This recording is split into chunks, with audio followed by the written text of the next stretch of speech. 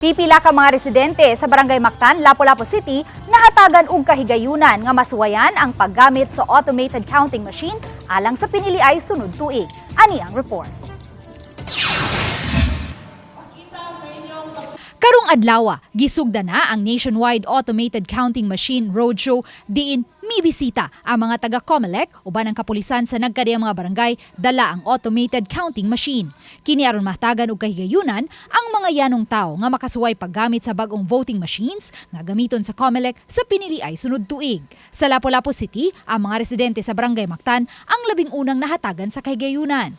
Matod ni Attorney Anjanette Lamban, election officer sa COMELEC Lapu-Lapu City, itandi sa VCM kung vote counting machine kaniadto, mas dako ang screen sa ACM kung automated counting machine ug mamahimo kining mapabarog aron di na moduko ang botante nga buot mo susi kung mitakdo ba ang napatik sa iyang resibo sa unsa may nabutang niya sa balota nga iyang gibutaran. Touchscreen ni siya, pwede na to ma-scan ang atong baluta nga gi-feed kung mo-correspond ba gyud siya sa atong resibo nga giguwa sa machine.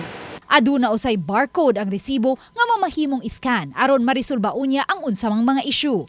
Aron masiguro, gipasuway usab ang pipila ka mga residente pag overvote aron makita gayod kung iphon ba kini sa ACM. Okay. Nag-overvote. Overvote. Okay. Sakto ra.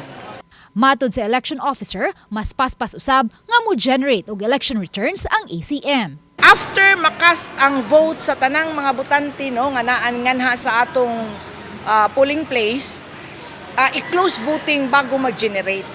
So once mag-close voting, dili na maka-open voting. Close na gyud siya. So kadto pag yung naglangan-langan, pasensya kay alas 7 na nya nag-close na ang atong ACM. Butang nga gihangop usab sa mga residenteng nakasuway paggamit sa ACM. Mahingdanon gid ma'am. Kay wala gi ma-sure gid nga wala gi mga anomalya ba ma'am. Magpadayon ang ACM Roadshow pagbisita sa nagkadiyang barangay hangtod sa Enero 30. Samtang matod ni Acting Lapu-Lapu City Police Office Director, Police Colonel Dayan Agustin, nga padayon karon ang ilang monitoring aron masigurong luwas og hapsay ang May 2025 elections. Based doon sa mga reports na meron kasi tayong monitoring, so far wala po kaming nakikitang problema dito sa as of this time, dito sa Lapu-Lapu, peaceful pa naman po. Uban ni Marlon Melgazo, Luan Mirondina,